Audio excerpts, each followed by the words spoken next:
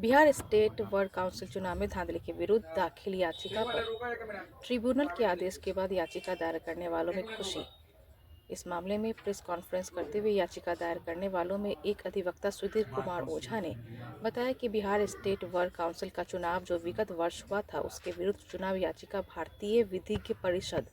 Tribunal court number 3 में दायर की गई थी, जिस पर ट्रिब्यूनल कोर्ट के अध्यक्ष न्यायमूर्ति पूर्व मुख्य न्यायाधीश दिल्ली हाई कोर्ट राजेंद्र मेनन सदस्य एवं पूर्व न्यायमूर्ति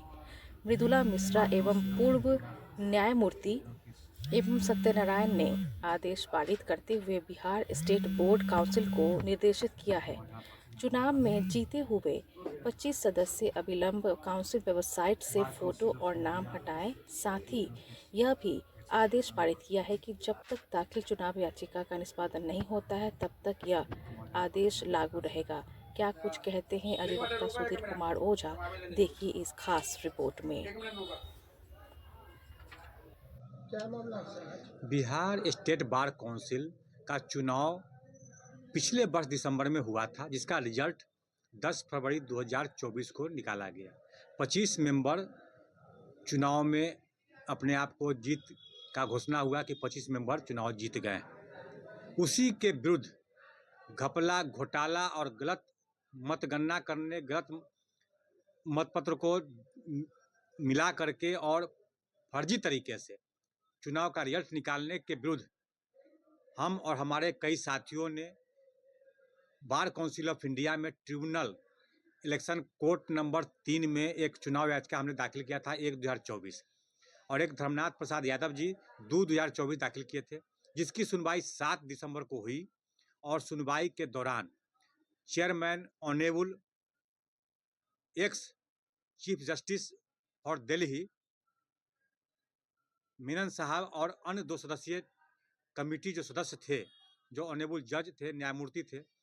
उनके यहाँ हम लोगों ने रखा कि जब 7 फरवरी 2024 को ट्रिब्यूनल का आदेश हुजूर लोग का हुआ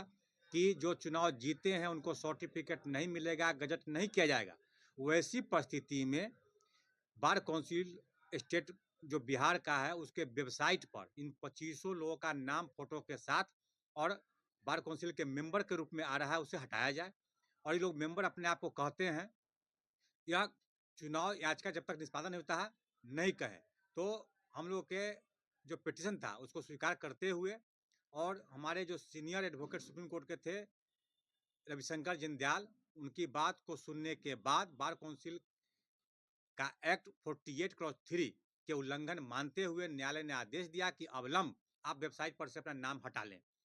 उसी क्षण इन लोगों ने नाम तो हटा लिया, लेकिन टिल यह आदेश चुनाव याचिका के निष्पादन तक रहेगा। इसके साथ साथ एक और आदेश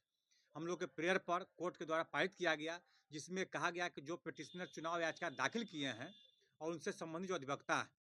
यह बार काउंसिल के द्वारा शो कॉज किया जा रहा है, उस पर प्रतिबंधित किया जाए। तो कोर्ट ने शो कॉज करने पर प्रतिबंध लगा दिया और जो शो कॉज प्रवीण कुमार पर किया गया था उससे जवाब देने से वंचित कर दिया गया और कहा गया कि बिना ट्रिब्यूनल के आदेश के कोई कार्रवाई आप नहीं कर सकते हैं। यह आदेश एक ऐतिहासिक आदेश पारित हुआ है, उसी के लेकर हम प्रेस कॉन्फ्रेंस के लिए आए हैं कि चुनाव में जो धांधलियां हुई है वह उजागर हो गया है। आगे इसका तिथि 11 जनवरी को पड़ा है, उस दिन संभवतः इशू सेटल के लिए हम लोग कहा गया है, इशू दाखिल करने के लिए। इशू दाखिल होगा, इशू सेटल होगा, उसके बाद सुनवाई होगी। सुधीर कुमार ओझा, अधिवक्ता, मुजफ्फरपुर, बिहार।